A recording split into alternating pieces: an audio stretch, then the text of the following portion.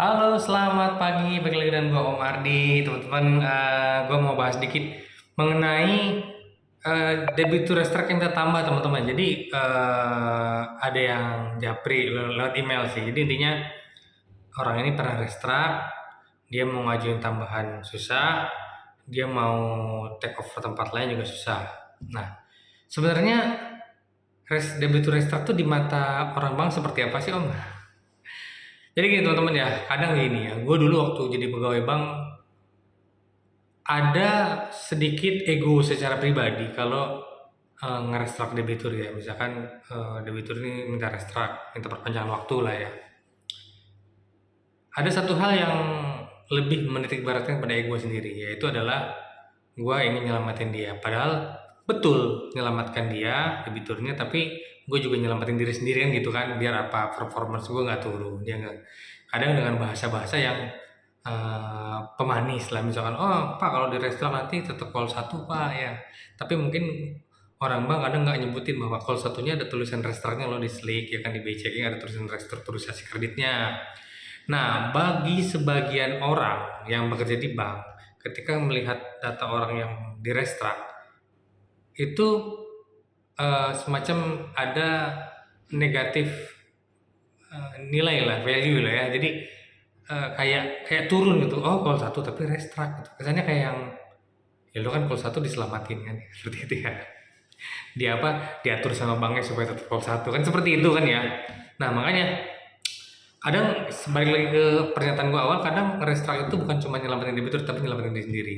Yang pada dasarnya, apakah waktu debitur restoran kita tambah gua bakal mau? Jujur gua nggak mau. Jadi walaupun call satu restrukturisasi misalkan tempat gua proses terus berjalan waktu tiba-tiba dia minta tambah, gua nggak mau. Jujur ya. Walaupun tidak ada larangan sebenarnya, kan call satu restoran, call satu ya kan, boleh boleh call satu mah, walaupun restoran. Nah, tapi kan walaupun restoran. Cuman kan balik lagi ke orang proses mau atau enggak. Nah, terus ada cerita yang DM melalui email bahwa cerita bahwa ketika take over pun susah. Iya memang, ya diakuin ya. Ketika teman-teman restoran, satu sisi teman-teman nyelamatin kredit teman-teman yaitu call satu ya. Cuman call satu teman-teman ada tanda kutipnya. Ada restrukturisasi kreditnya terbaca di Slick ya kan. Jadi kesannya kayak call satu yang diatur gitu kan. Nah, suka atau tidak suka, mau tidak mau, walaupun di peraturannya bisa ditambah, bisa di over, ditambah di bank lain seperti itu. Tapi belum tentu semua orang bank mau proses. Ya. Terus gimana Om? Ya makanya ketika teman-teman sudah restrak, teman-teman satu sisi teman-teman diuntungkan call satu ya oke. Terus jaminan tidak diapa-apain kan call satu kan, walaupun bayarnya cuma separuh misalkan kan, walaupun bayarnya cuma 75% dari cicilan semula, teman jaminan tetap aman call satu ya. Cuman yang gitu teman-teman ya, sepanjang kredit itu belum lunas atau sepanjang restrukturisasi kreditnya tidak dilepas apa dibalikin ke normal lagi cicilannya, teman-teman bakal selalu dipandang yang negatif.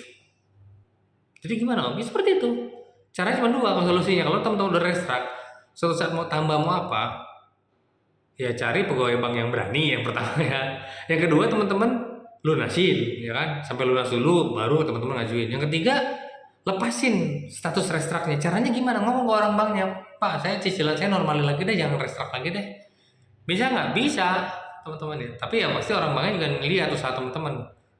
Ya Pak, kita lepasin restraknya. Cicilannya naik loh Pak, hampir 2 kali lipat. Bapak sanggup nggak? Ya udah kita survei ulang Pak. Kita usulin lagi. Jadi orang banknya tetap usulin lagi supaya balik normal. Gak mungkin tiba-tiba ujuk-ujuk habis restrak orang banknya ya udah balik ke cicilan normal. Nggak ngapa-ngapain, nggak survei, nggak apa, nggak mungkin ya. Karena teman-teman setahu gua harus tanda tangan perjanjian kredit ulang. Karena kan jelas jangka waktunya berubah kan balik ke normal. Bunganya berubah, balik ke normal. Seperti itu teman-teman ya. Jadi kalau teman-teman sudah posisi restrak, ya bisa dibilang teman-teman satu sisi selamat, tapi satu sisi ya teman-teman kalau mau tambah, mau take over dan lain-lain susah, gue bilangnya susah. Ya. Kecuali teman-teman memang ini kredit saya yang terakhir, nggak mau lagi saya ambil kredit ya udah sampai saya lunas ya udah cicil aja terus sampai lunas. Saya nggak mau lagi ambil kredit kapok, ya udah nggak apa-apa. Ya, lunasin dulu, mungkin suatu saat kalau udah lunas berapa tahun kemudian berubah pikiran mau ajuin lagi silahkan. Tapi paling tidak teman-teman selesaikan dulu kreditnya ya, atau teman-teman minta cicilan normal kembali. sehingga status restorannya dihapus. Bisa memungkinkan. Ya gitu teman-teman ya. Jadi begitu restoran di mata orang banknya pasti bilang, Pak nanti kalau udah di restoran Bapak call 1 terus nih. Terus Bapak bisa top up nanti. Gue acungin jempol lah sama orang-orang yang mau top up debitur restoran ya. Ada nggak? Ya gue nggak tahu sih, tapi gue nggak pernah ya. Rasa-rasanya kenapa? Karena orang sudah restrukturisasi kredit, biasanya orang itu bukan ngarah ke balik normal lagi cicilannya, yang ada malah nyungsep gitu. Yang ada seperti itu ya.